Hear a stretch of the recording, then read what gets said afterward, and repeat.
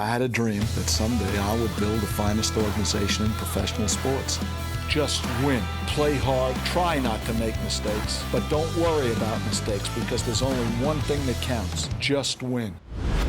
And welcome back to Sideline to Sideline. I'm your host, Raider Will, and I am here with my boy, Douglas Sheffield, aka Raider Homer. How are you today, my brother? I'm doing well, brother, man. Thanks for asking. I appreciate it. Hope you're doing well too. And Raider Nation, be sure to follow us on social media. You can find me on X at Homer Raider. Look for me on Facebook and IG. Just search Raider Homer. Follow Will on X at SB Radio Podcast and on YouTube and IG at Silver and Black Radio Podcast. Yes, sir. Hey, guys, and we got a new format for y'all today because, as y'all know, hey, Doug just said it, baby. We in week 2. We wrapping up training camp, looking at it. So we gonna get into a new flow. Today's show, we got quick hits, boom, boom, boom, boom, baby. Then we got press conference breakdown, giving you guys the information on what's going on. Then we're gonna go down and give you guys the injury report and give you guys what's going on that PUP list, baby. As we go into it, man, this week we are gonna look at our offensive line and defensive backs. So, Raider Nation, stay locked in and let's get it going, baby. Here we go. Hey, guys, quick hits.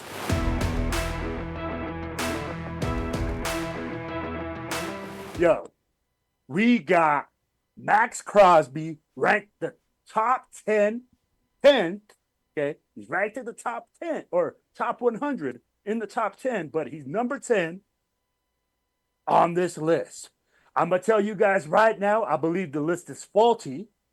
But, Doug, what do you think on our quick hit section today? There's a lot of room to get better. He knows that. He said that. So no matter what, he's still going to strive to be number one. And that's what's most important about Maxx Crosby. And that's what he brings to this Raiders organization, right? He brings that fire and that passion and that intensity, man. 10 is not enough. 1 is not enough. He wants a Super Bowl championship. He wants to become a Hall of Famer. He wants to be the best player in the NFL. So that translates, on the practice field. You've heard it throughout the press conference clips. He is inspiring players. You guys want to get at him. He wants to get at guys. He has that championship, that heart of fires, mentality, that Kobe mentality. He wants to win it all. And so I really appreciate this. And I think that, it's a high honor for him. He knows that, even though he wants to get better. But Raider Nation, it's a high honor for him. It's voted by his peers the 10th best player in the NFL. That says a lot. You know what I mean? We drafted him in 2019. Remember, on Hard Knocks, he had to tape up, come back from that injury and play through that injury. Last year, he played through injury. This guy is exactly what we need from all of the players that we draft and all the players that we sign. And so I'm super excited about it. I was looking at some of the comparisons to Greg Townsend. You know what I mean? Greg Townsend is the sack leader of the Raiders. He was talking about how Maxx Crosby is impressive this training camp. And so, that's who Max is chasing, Greg Townsend. Greg Townsend owns the records with 100-plus sacks, right? Maxx Crosby is at right about 50. Max has been playing for 6, and Greg played for 9. So Maxx Crosby is on pace to become the greatest sack leader, the Raiders sack leader of all time, man. And he could do it within 3 years, I would think. Christian Wilkins and this defensive line, the way it's shaping up, man, he should be able to get, 10, 15 sacks a year. You know what I mean? And you never know what else he can achieve with that secondary, too. We'll get into the secondary in a little bit. But, I'm super happy. I'm a Texas guy. Max is a Texas guy. It's a great honor to be voted on like that by your peers. So congratulations, Maxx Crosby. Absolutely, man. And the reason I said the list was faulty, when I look at the list, when you put Tyreek Hill number 1 over Patrick Mahomes, right now I can already tell you that this is a quarterback-driven league. So it's kind of a flip-flop thing, right? But again, we're not talking about those guys. We're talking about Maxx Crosby. You hit a lot of key points there. The reason I don't think that his ranking is high enough, the man was injured last season. I mean, he was swelling. His knees were the size of a grapefruit. We got basketballs out there on his knees. And the man was still killing it, leading his team, being a leader, being a guy that's a max effort guy. I mean, being a guy that you sit around in the locker room, I can just imagine the presence and how you feel, man. How much harder you have to work. And that's the reason I was saying, hey, man, I feel that list is a little faulty. And you always know that the NFL hates on the silver and black, baby. But you know what? We're going to get on with it, man. You know, as a lot of things have happened, we talked about, hey, OTAs, right? We talked about it's week 2. It's all getting wrapped up. We have a lot of Raider legends showing up to OTAs, like Richie Incognito, motivating that offense, rallying the troops, making sure that the war in the trenches is won by our offensive line. So let's hear our boy AP, our head coach, talk about the impact Richie's having on practice, baby.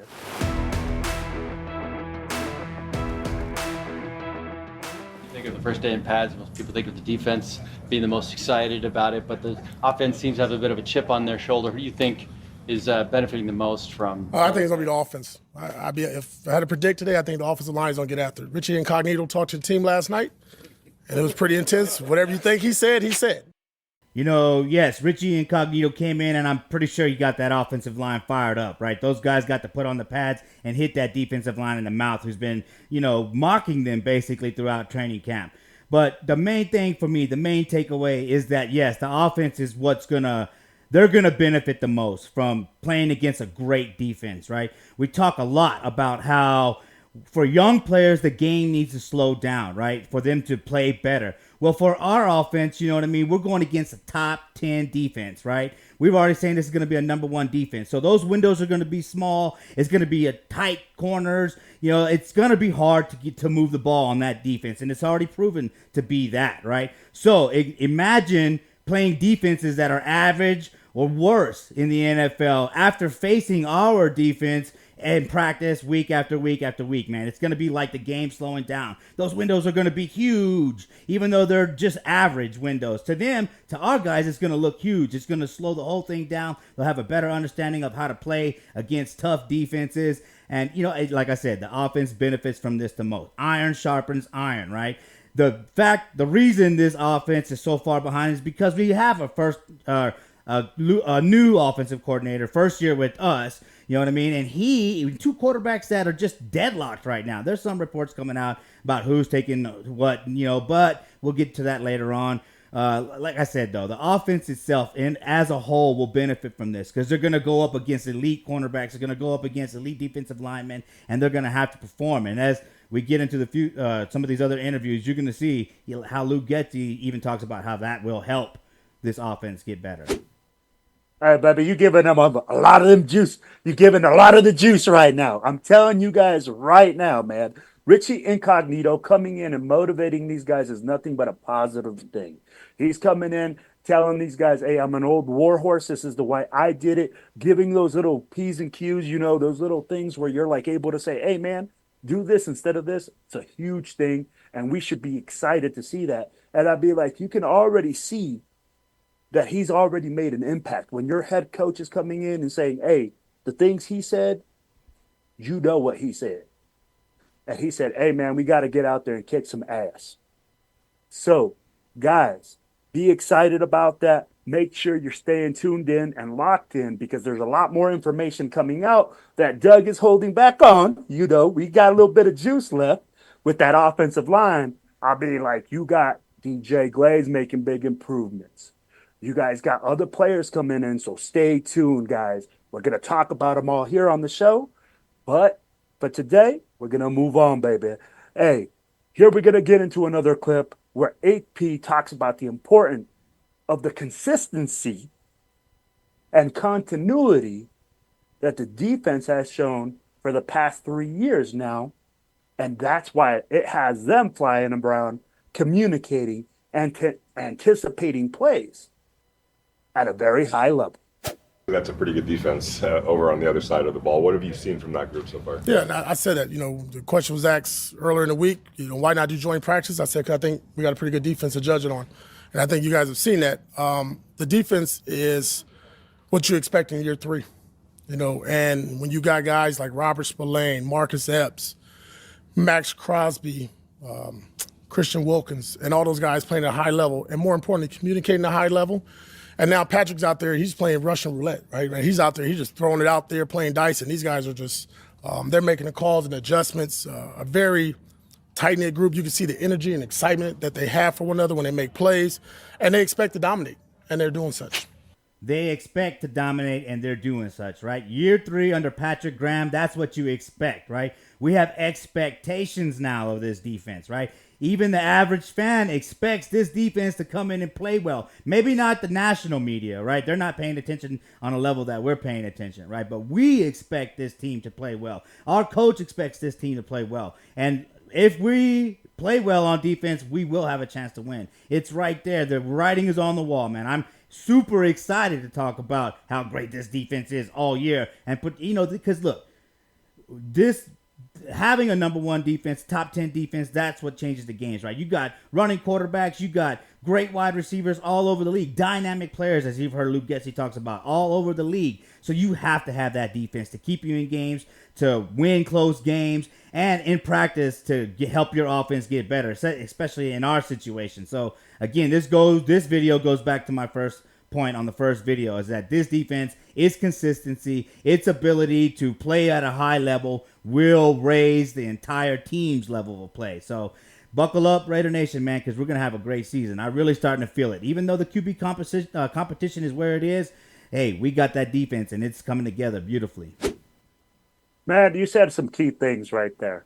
When your offense is going against a top 10 defense repeatedly every single day, you're going to have some struggles. All right, guys?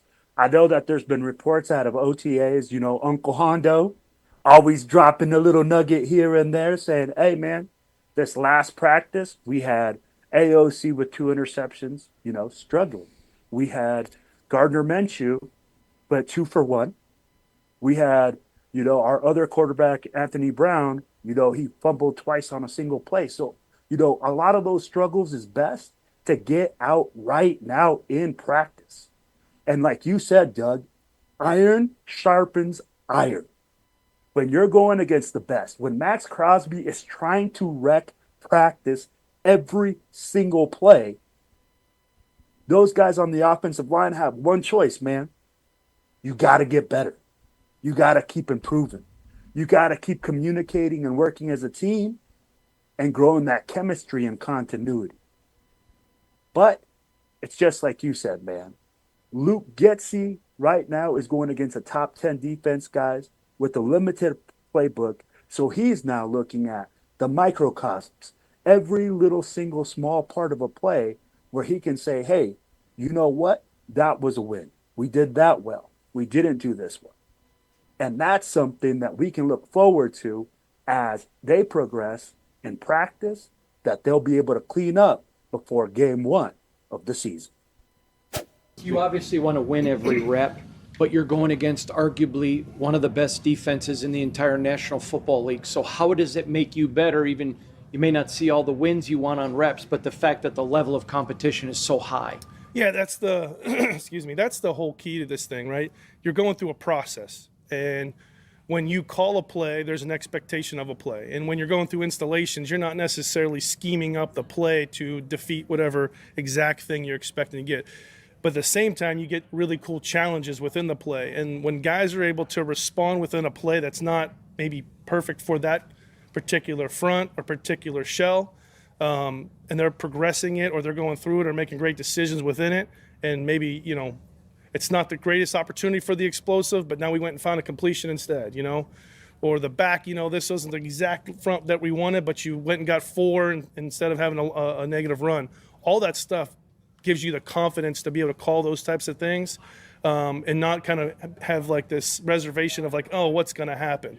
And you start building confidence in those things, because it's not always, you don't always want to have the premier look, right?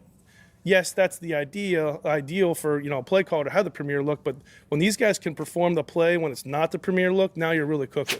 So when they're performing, when it's not the premier look, is when you're cooking, right? I think that's pretty important to digest right there, Raider Nation. You're not always going to get the look you want. You're not always going to have the play called up that you want against that defense. Yeah, sometimes you can make adjustable audibles and adjustments, but sometimes you just got to go with what you got, right? And it's about making something happen, basically, right? So playing against this defense, right? This offense is going to learn how to make something happen. They're not going to get the looks they want. That, like I said, it's going to be tight coverage. It's going to be small windows, man. They're not going to get this easy look, right? There were lots of reports coming out when Derek Carr was the quarterback for the Raiders, right? That the offense looks great. The offense looks great. Yes, he came out and put up numbers, but, we couldn't win games when it really mattered, right? So now this offense right here is going to play against a defense that's going to force them to take what they can and look to take what they want, right? Because we never want to leave that Raider tradition behind. We want to take what we want. But at the same time, in today's NFL, you got to take what's there sometimes and move the ball. So I like Luke Getsy's approach. I think that he's going to be able to teach our players that, hey, when you don't have that look, you got to be able to make something happen, right? And again, that goes to the quarterback behind the ball, that can handle it. We'll see how that works out. But I really do like Luke Getsy's approach to coaching. And I know there's a lot of concern right now, but again, man, Luke Getsy is even going to get better with his play callings, right? Because he knows he's learning what his personnel is capable of going against one of the best defense. So this is still going to bode well for the Raiders. Absolutely, brother. I mean, like when you talk about guys making big time plays, even when the play is not called or when it's not the right look or when it's like this, it happens all the time, guys. There has to be adjustments made. It's just like we talked about previous shows when you got a guy with moxie like Gardner Minshew that's able to say, hey, man, we're not in the right look, but we're going to make this happen. We're going to make an adjustment. We're going to make a call here. We're going to do this. You need to have that type of moxie. And sometimes you're not in the right look. But with the Raiders now, we have so many different packages, so many different looks, so many different players that can do different things that even the fullback position now has become a piece of the Swiss Army knife, as you can say, because our tight end position is so heavy that we're now able to move our tight end into a fullback spot, giving our offense another weapon, not only in the pass game, but in the run game. And let's get Coach AP's thoughts on that. All three of your top tight ends line up as fullbacks, leading the run game. Are you excited to see what those guys bring to the table in terms of blocking from that? Yeah, no, definitely. I think, obviously we don't have a fullback on our roster. We got a lot of tight ends, different body types there. So for everybody to have an example, that's going to be cool. Do you think Brock is going to be back to the block every play? I hope not. But hey, I tell you what, he's willing to do it. And to me, it's just the mindset. Whatever it takes for the team and what you need to do for the team, these guys are bought into that. So this clip shows importance to me because we don't necessarily know what Luke Getsy's offense is going to look like, right? We're looking at some of the red zone plays with Devontae Adams in the red zone with the Packers, and you saw him go from the same position in the backfield out, motioned out, and scored a touchdown. So like I said, we talked about how that was going to be to look for that. And so here it is. You're hearing it, right? We don't know what this offense is going to look like. Luke Getsy is throwing everything out there. And you know what? Yes, Brock, all right? He's a great blocker, blah, blah, blah, right? Well, but he's more of the pass catcher, right? You know who I want to see back there? I want to see Michael Mayer back there, okay? That guy's got the size and the blocking skills to be that type of fullback, right? Just a few weeks ago, we showed that 73-yard touchdown from the fullback position of Marcel Reese, right? That's what we could hope to see coming out of this play or this formation, that kind of play, man. So this is exciting, and yes, Brock Bowers would be a great option in that play. But again, Bowers is also going to be great in the slot too. So there's a lot that's going on, Raider Nation. Just expect to see our guys moving all over the field. Will has said it. I've said it. Raider Nation Radio has said it. That's coming, Raider Nation. This is going to be a unique offense. Don't think just 12 offense. Oh, we're going to run. Yes, you got to run to set up the pass and the play action and all that. But, it's not just going to be, we can only run, right? Just wait, Raider Nation. This playbook, this offense is going to be explosive and unique and dynamic. All the things we want it to be. Just wait. No, absolutely, brother. And I mean, if you guys have looked at Luke Getsy's offense, he has definitely use guys in unique ways. And the tight end position being so heavily talented for the Raiders is definitely an advantage to have. And he's looking to exploit that and put those guys in key positions to make plays. So, Raider Nation, make sure you're staying tuned and staying locked in and making sure you know what's going on. And another thing that makes things change is injuries. So, today, let's get into the injury report.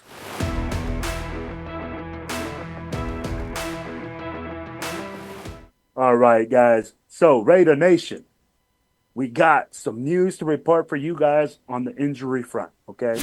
We got JPJ, Jake Joney, Jalen Guyton, Colton Miller, and linebacker Darian Butler all put on the players unable to perform list, the PUP list, okay?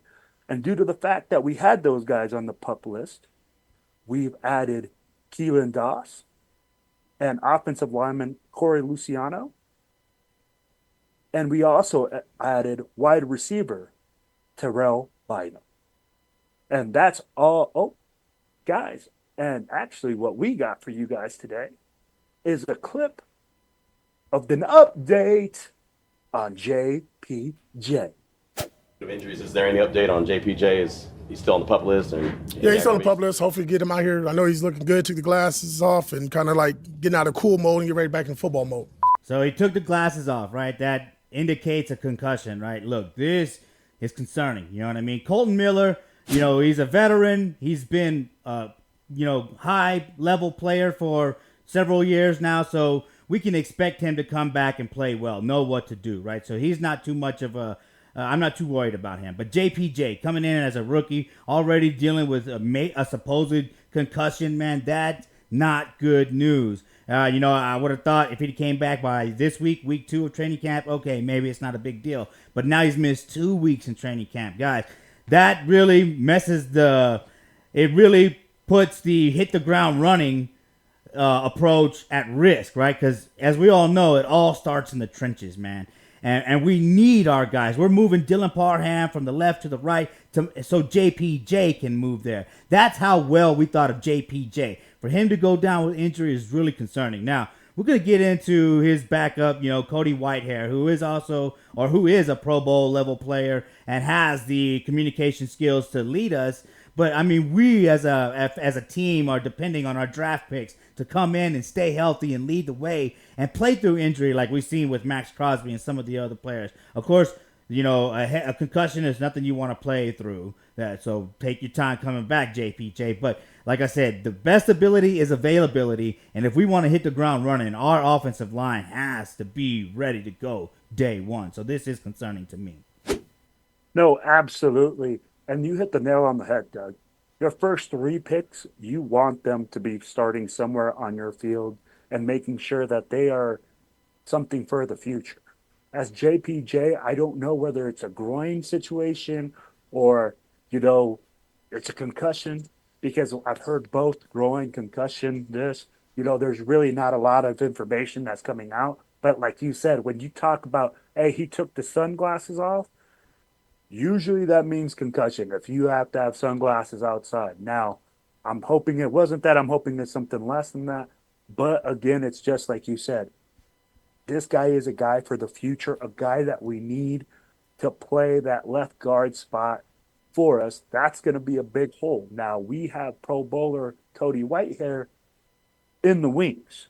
But we all know that he's a little bit older, that he's not at the top of his career, and you always want your youth to come in and make big-time plays. But we know JPJ is definitely a player that's going to be a big-time difference maker when he comes back.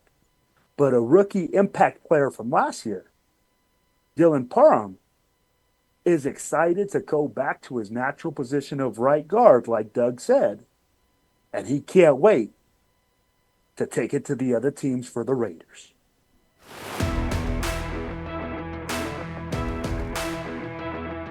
Going from the left side to the right side?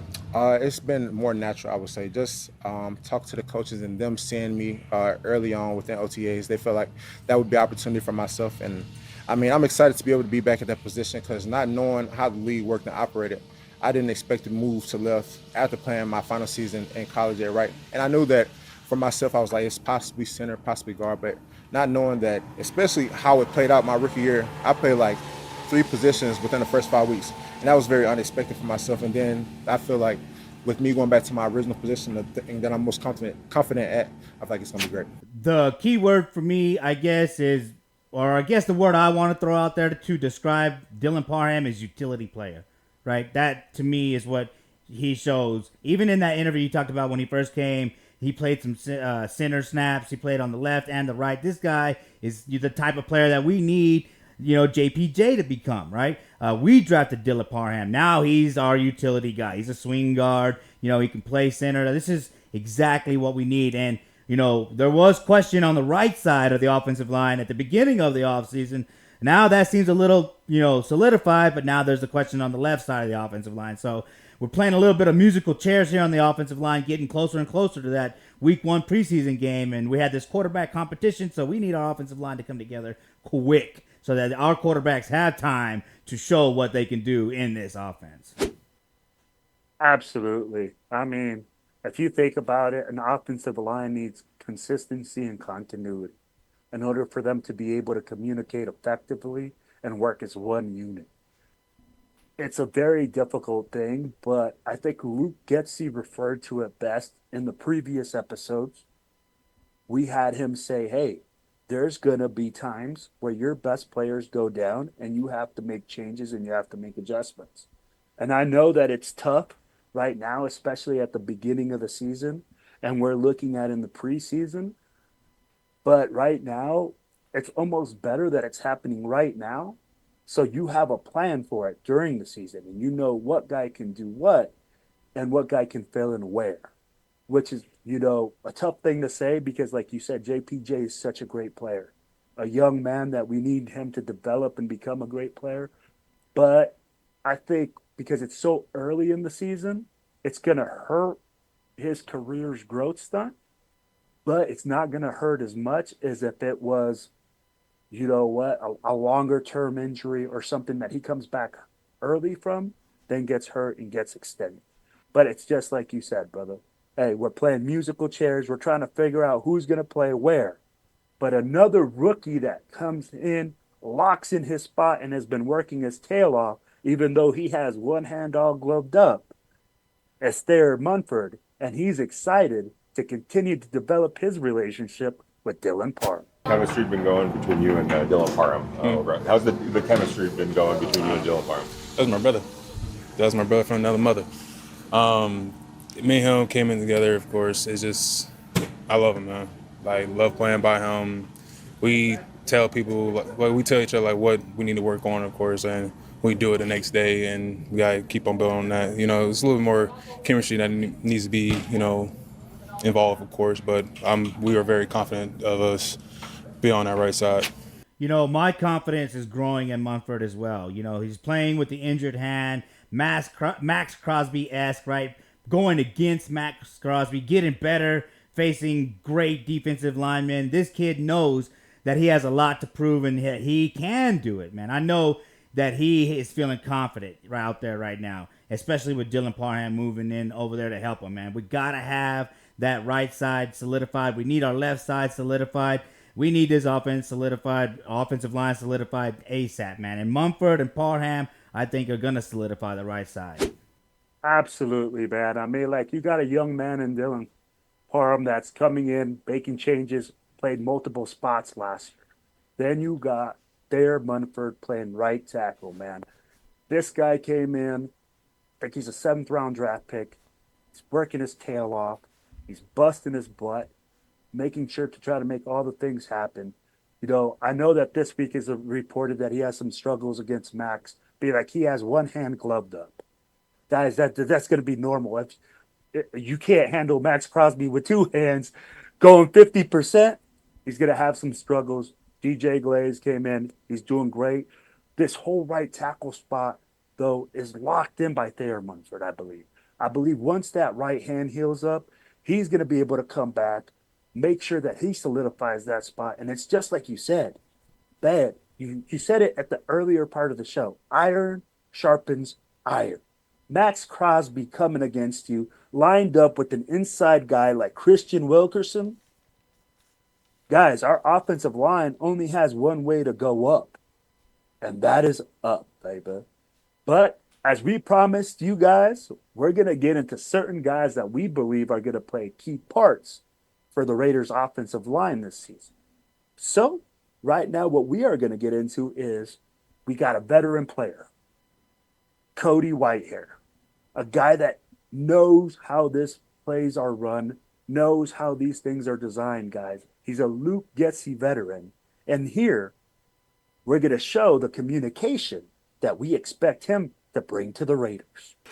And all right, Raider Nation, here we got Cody Whitehair communicating, picking up the interior stunt by the defense. All right, we got Cody Whitehair highlighted.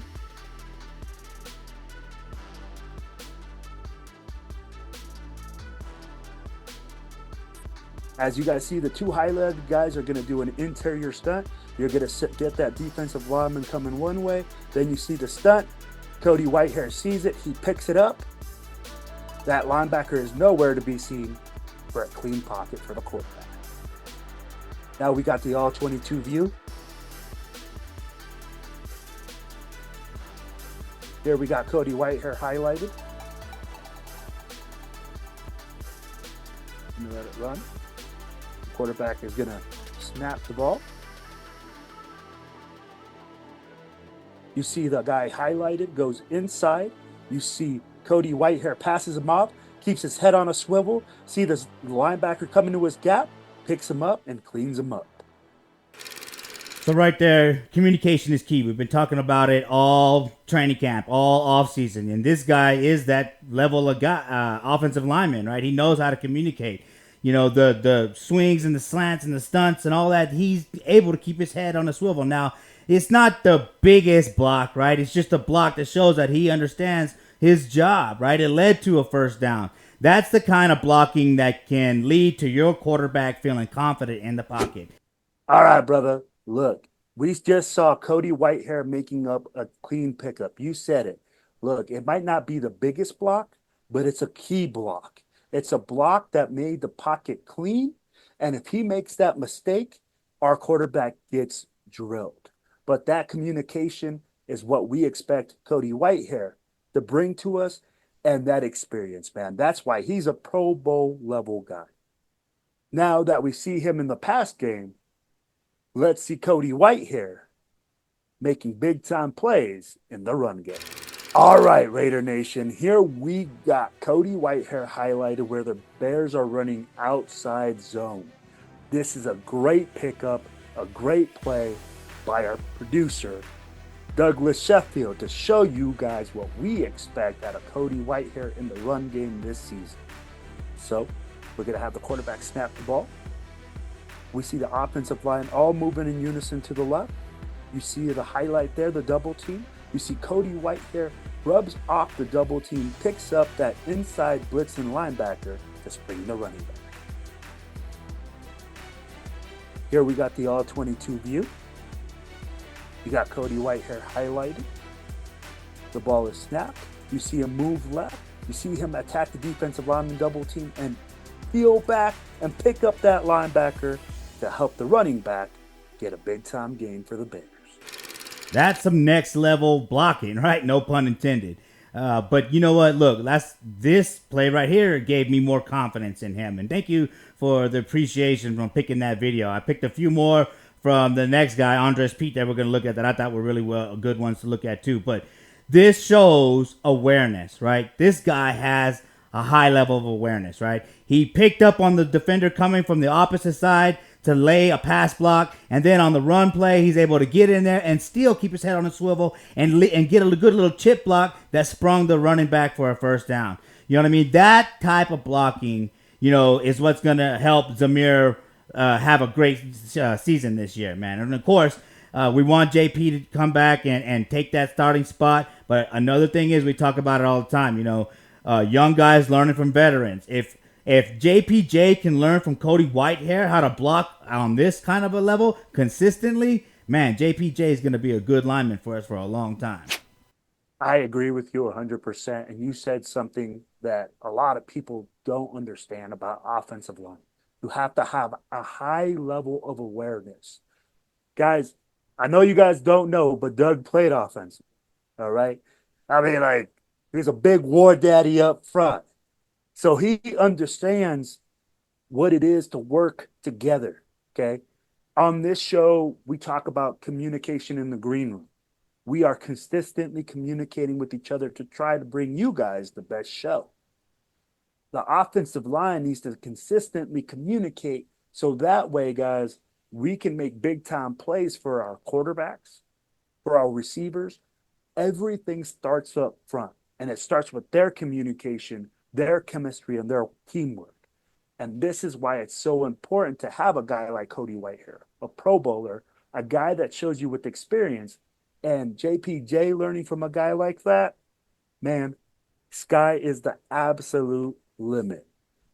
Another guy that we expect to come in and make an impact on this team because, yes, we saw that Colton Miller is on the PUP list, okay, is Andreas Peat, a veteran from the Saints. And here we got our brother Douglas Sheffield showing you the great high awareness that he saw out of Andreas Peat. And all right, Raider Nation, here we got Andreas Peat highlighted at left tackle spot. You're going to see the whole offensive line block to the right. That's a zone scheme right. And watch him pick this stunt up. The quarterback snaps the ball. We got Andreas Peat highlighted. You guys are going to see the defender that is highlighted is going to run a loop game on the inside, running all the way out. And Andreas Peat, as he moves his guy, he sees the guy with high awareness that has great feet, great hands, picks it up, and gives DC a clean pocket to make a big-time throw. Here we got the all-22 view. Andreas Peat at left tackle highlighted. The ball is now snapped. You guys will see him drop back. We highlighted Andreas Peat. You see him moving with his defender as his defender comes down. He peels back, sees the outside linebacker, picks him up, and gives DC the time to make the throw. Now, you know I had to pick that DC touchdown right there. I sure do miss that, but all right. No, we'll keep moving on. Yes, Peat, is another wily veteran, right? You need backups that can play at a high level, and he is showing awareness right here, the same level of awareness that Whitehair was showing. So this is a good pickup for us, we always got to have the next man up ready and available, man. And as we're going to look at another play of his, Andreas Peat, he really does show that he is a capable lineman. And so, yes, with Colton Miller on the injury list, it's concerning, but not so much, not as much as JPJ. But if Colton Miller misses the first game, you know what? I can see Whitehair and Peat holding it down for a game or two. But fingers crossed that our starters come back. You hit the nail on the head, man. I'm like, these two guys, if guys go down, we definitely see them getting a high amount of reps. And I know Raider Nation is going to be like, oh, man, these are just wash-up old guys. Guys, you don't find large human beings that move like this just sitting on the corner, okay? These are high-level athletes that they have reputations, they have jobs. I can't wait for them to come in and make a statement for us and make sure that, hey, those two positions are locked up and we have depth. Having depth at the offensive line is something that's key, especially when it comes to playoff time. Now, we saw him, Andreas Peat, in the pass game. Let's show you what we can expect out of Andreas Peat in the run game. And all right, Raider Nation, here we got Andreas Peat highlighted, moving mountains for people. This is what we can expect him to do for Zamir White this season. The ball is now snapped. You see him highlighted. The offensive line is working a double team to the linebackers. He peels off, hitting the linebacker, creating a gap for the running back to run right up the middle. Here we got the all-22 view. You got Andreas Peat highlighted. The ball snapped. You see him work the double team with the left guard. Okay. Then he goes second level, peels off, picks up the safety or linebacker for the running back to run in that gap and take advantage. Yeah, I used to play offensive line, and that play gets me pumped up. Now, that was fun to do. I mean, yeah, he had a little help on that pancake, but he drove him into the ground. Now, I will say, looking at the footage of these two players, they are a little inconsistent, so I don't want to hype them up too much. But like I said, just a few games or a few plays at a time. These guys can help us win, help us stay fresh. And they have the wherewithal, the knowledge, the ability, man. So Raider Nation, I know there's concern on the left side. We took a look at the right side. It's feeling it and looking a lot better. There is reason to have confidence in the left side. And again, I can see Whitehair and Pete swinging depending on who needs a break, who gets injured. So there is hope for this offensive line, Raider Nation. Just like I said, stay tuned here to Section 105 Media Network, because we're going to keep bringing you footage like this so you can see, what our guys are capable of. Because sometimes we're just looking at the highlights, but these plays right here show how valuable some of these players that aren't big names can be. Guys, what we're doing right now is bringing you guys backdoor information on these guys. We believe that the offensive line will have a high level of turnover this season. There will be guys coming in and out and making plays. What I love is that we're able to bring you guys a real look at these guys one-on-one. We're looking at all the options that we see holes in the offense. And we said, hey, man, we're going to bring you guys two veterans that nobody's talking about that we believe can give you guys an inside look of what the Raiders can look like this season. Because everybody's going to talk about the main players. Everybody's going to talk about the guys that are hyped. But it's the guys that work behind the scenes and work together with those superstars that make us a championship quality team. Now, guys, we've talked about two of the guys on offense. Now, as we all know, the biggest question for the Raiders on defense is listed at the cornerback position. Not cornerback 1, but cornerback 2. And now with all this experience in the secondary, all these guys playing at a high level, Jacorian Bennett has really stepped up into the role and now feels the confidence not only for himself, but with his teammates. And that has him playing at a high level for us, baby.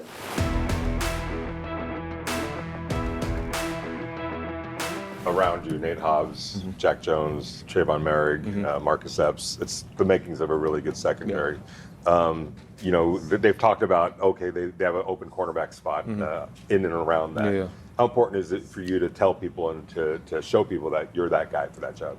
Yeah, honestly, I ain't really trying to show anybody anything, honestly, because my teammates know what I can do. They know who I am. They see the work I put in, and they believe in me, and I believe in myself. So, I feel like at the end of the day, if your teammates believe in you, why you can't believe in yourself? So yeah. Swaggering boisterously, right? That guy has some swagger, man. He's prepared mentally, physically, and his team believes in him, and he believes in himself. That's exactly what we need. We need our rookies coming through like this with confidence. Hobbs had that confidence, and look at where he's at right now. Jack Jones has that confidence, so I expect him to play well this year. This entire secondary can be the best secondary we've had in a long, long time. Maybe call it Soul Patrol 2 if we can get some wins and some Super Bowls. Don't get me wrong. But, hey, the Raiders have been known for having great defensive backs, and this secondary, in my mind, is crawling up there or, getting up there as far as being one of the best. You know what? This kid, man, showed me a lot last year when they talked about him going to practice and lining up against Davante Adams on a consistent basis to challenge himself and make himself better. I know he struggled. I know that he had a lot of issues last year in his rookie year. He's a 4th-round draft pick. This year, man, he's going to make that leap. You could see the swagger. You could see that he's oozing with confidence. And playing that cornerback position is something that's well needed. It's something that you need to do. Now, let's show Raider Nation why this kid got that swagger as he plays some glue defense against the Giants. And all right, guys, here we got Jacorian Bennett highlighted going against the Giants, making a great defensive pass defense. So, quarterback snaps the ball. You see him break back. You see great vision. Right now, he has eyes on the receiver and eyes on the quarterback. Good. We play the play through. Now you see him break on the ball. As soon as the ball is there, he's there. He puts his hands through the receiver's hands and gets a great PBU. Here we got the all-22 view. You see quarterback's already looking at the safety Marcus Epps, trying to figure out what they're in, too high.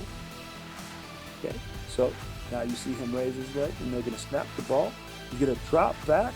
He's going to identify the receiver. He's going to throw the ball, and here you got Jacorian Bennett being there at the same time that the ball gets there to separate the receiver and ball. So we've been talking about awareness in this episode. Jacorian Bennett has that awareness, and that's why I feel confident. You know, we've showed some other pass breakups in previous episodes that were even better than that one. But, man, he turns his hips right. He's watching the entire play develop. His technique is good, and he breaks in the ball. And you know what? Without a flag, right? You saw the wide receiver wanted a flag, but no flag because that was good coverage, and he got there at the same time the ball did.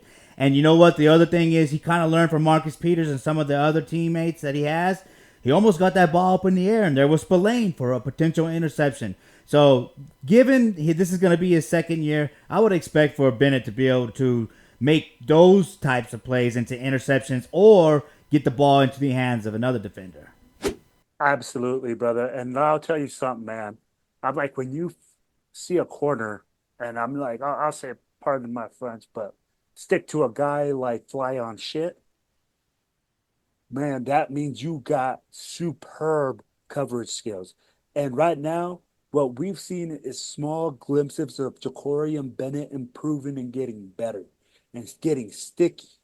So, hey, let's show them that fly on shit coverage from Jacorian Bennett. And all right, Raider Nation, like we told you, he sticks to guys like glue. Here we are going to show you Jacorian Bennett's sticky coverage all over the field. We have him highlighted against the Giants. He drops back.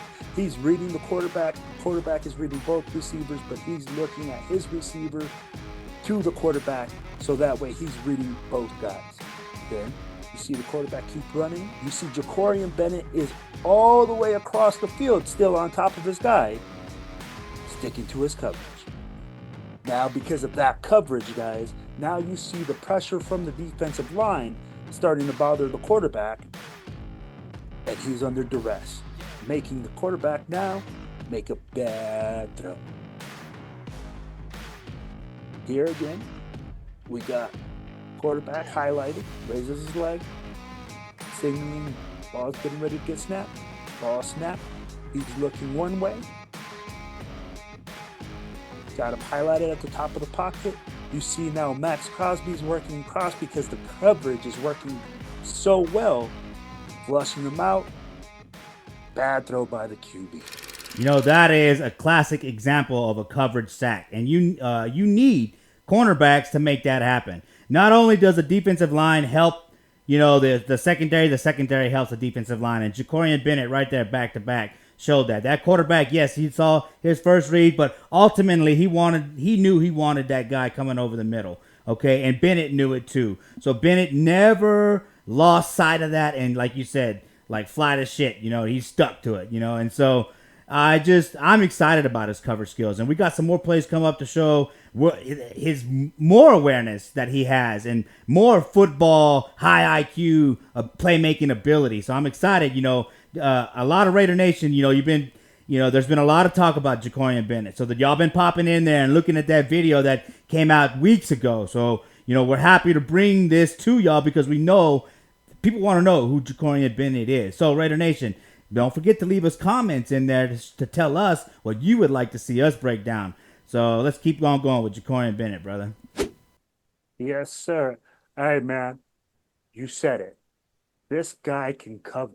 That is one part of his game. What we're looking at is his whole game. This man is a Swiss Army knife. This man is not just a cover corner, guys. This is a guy that will come down and lay that wood. Let's get into Ja'Cory Bennett bringing that hit stick to the game, baby. And all right, guys, here we got Ja'Cory Bennett laying that wood, baby. You're going to see the receiver come across the formation. And gonna see Ja'Cory Bennett doing what Agent Zero does, baby.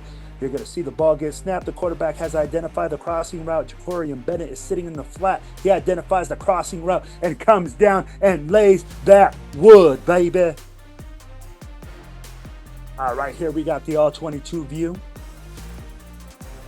You got Stick sending the guy in motion. He puts his leg up to snap the ball. You see him lock into his receiver, throws the ball. Then you see Agent Zero being the hero and separating the wide receiver from the ball, baby. Being able to hit in the NFL is extremely important. He's only 5'11", right? He looks kind of small out there, but he packs a big punch, man. So we've seen him, deflect balls. We've seen him, against the run earlier this season, which we're going to take another look at right here. We've seen this guy stick to his wide receivers. This guy has all the tools needed to be a starting cornerback in the NFL. So just give him a little bit of time, Raider Nation, because as you heard in his press conference clips, man, he has all the confidence in the world. The chemistry's there with the rest of the secondary, and the secondary believes in him. So chances are, if the secondary believes in him, then Coach Graham believes in him as well. And that's probably why you haven't seen us go out there and sign a bigger name at cornerback. I agree with you 100%, man. And a lot of the things that people don't think about is it takes time to grow and to develop and know the defensive playbook. This young man last year came in and learned a whole new playbook. Now he's in year 2. Now he's going to be more confident. If you guys watched this young man play last year, he wasn't scared to bring the wood. He wasn't scared to come in there and put his nose in there and put his nose to the grindstone and make big-time plays. That is something that a lot of corners lack, physicality. But this young man has a whole shitload of it. And now we got him showing you guys how he can hold the edge on that run play. And all right, Raider Nation, here we got Ja'Cory Bennett highlighted. You're going to see him. You got the Chargers in two high formation. He's dropping back. He's reading. He's looking at the guys coming out of the backfield. Drops back. He reads the run play, comes up, sets that edge, turns the running back inside, puts his head in there, and gets that help, that assist, and bringing that guy back inside. Guys, this is a huge play. Here, we got the all-22 view. Okay, you got the running back off to the left. You got him highlighted. Your ball snapped. You see the pulling guard, post up Wilson. Ja'Cory Bennett makes a big-time play right here, stopping the guy from going outside and getting 7, turning him back inside to the linebackers and defensive line to make that big-time play. Setting the edge is huge. That's something that Max Crosby is good at, too. That's what kept him on this team, kept him in the NFL, being able to set the edge and make tackles in the run game. Yes, that could have been a touchdown. You know that most running backs love to bounce it outside, right? Don't get me wrong. A lot of them love to run it up the middle too. But for the most part, hell, even Bo Jackson loved to run it to the outside and get on that edge. But, Bennett is able to contain, set the edge, man. And it's not just with running backs. It's with quarterbacks too. So his awareness is there. He's capable of being in that starting position. Not just in the middle of the field, but in the red zone, right? We talked about it. The defense cannot just give up touchdowns when they allow the opposing offense to get into the red zone. You have to bend but not break and force, kick field goals at that point, right? And so plays like that are what help keep us in games and help us win overall. I think Ja'Cory Bennett is going to make a big-time leap this year, brother. I think this guy's going to show everybody that he is there and he is there to stay, just like Jack Jones came in the last half of last season and took that position over. Raider Nation, there is a lot to be excited about this young man and his development and his growth. We need to be there to support him, to make sure, hey, you know what? He'll have highs and lows. He's going to make big time plays and big time mistakes. But with this type of talent, with this type of young man, the ceiling is high. So we should be excited. So now let's get into final thoughts, baby.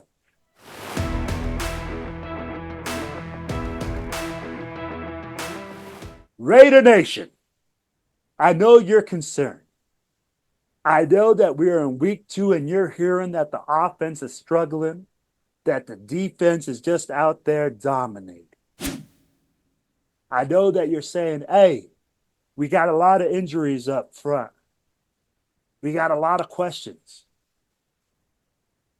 I'm going to answer your questions right now, Raider Nation. Relax. Go get your Modelo.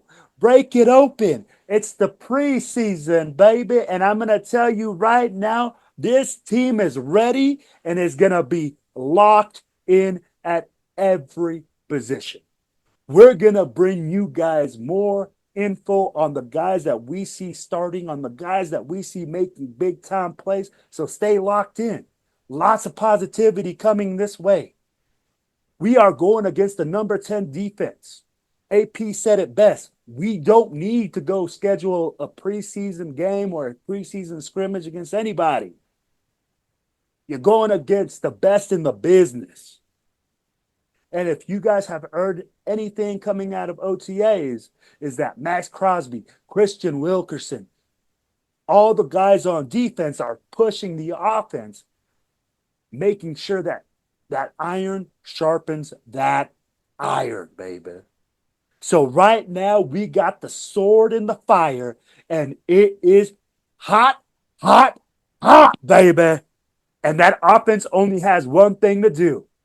It's keep hammering away and being forged in that heat, baby. And watch when that blade comes out. We're going to be cutting like a hot knife through butter.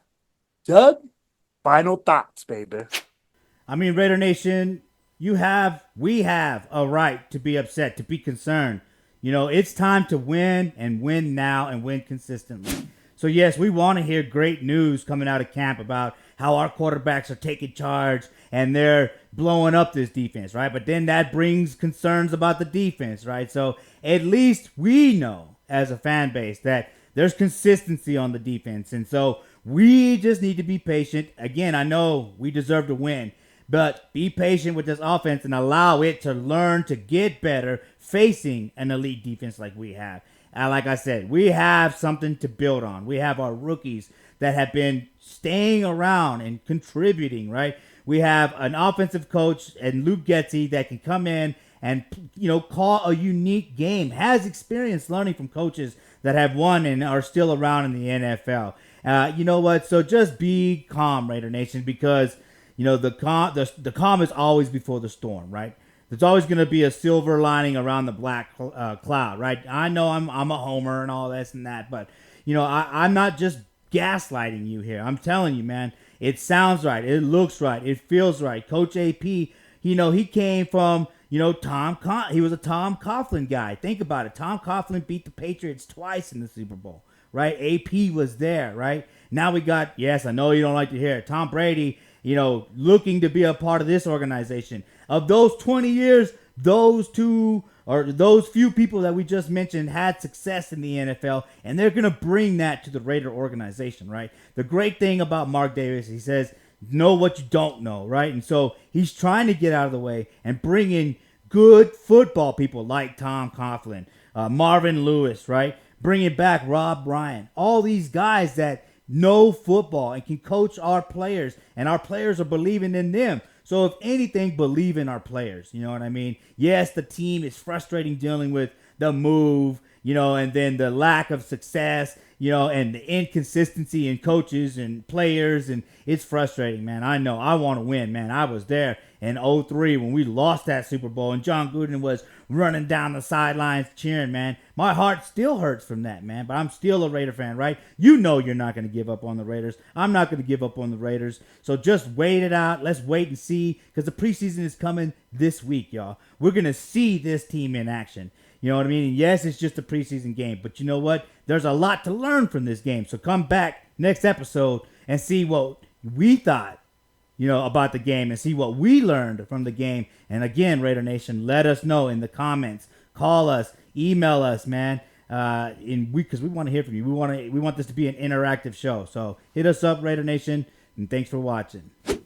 Absolutely, brother. Raider Nation. It's just like Doug said. Next episode, we are going to be finally talking about game day. Get that Raider blood back in you. Get ready to get hot and heavy this weekend, man, to cheer on our Raiders, to make sure that we see them take on them Vikes and take them out to that spank shed, baby. Stay tuned. We're going to give you guys the best quality show that you guys have seen in a game breakdown, baby. So, Raider Nation, what I want you guys to do right now is, again, we did this last CP. Right now, all right, we got another gift, all right, right here for anybody that comments and says, hey, I want you to comment and put Raider Homers #1 down below. Hey, make sure you like, you subscribe, you share these, and hey, it's a pleasure working with the best producer in the business in Raider Nation, working hard for you guys to bring you guys the best quality show. So, guys, from our families to yours, it's all about one team. It's all about one nation. It's all about the Raiders. Let's go.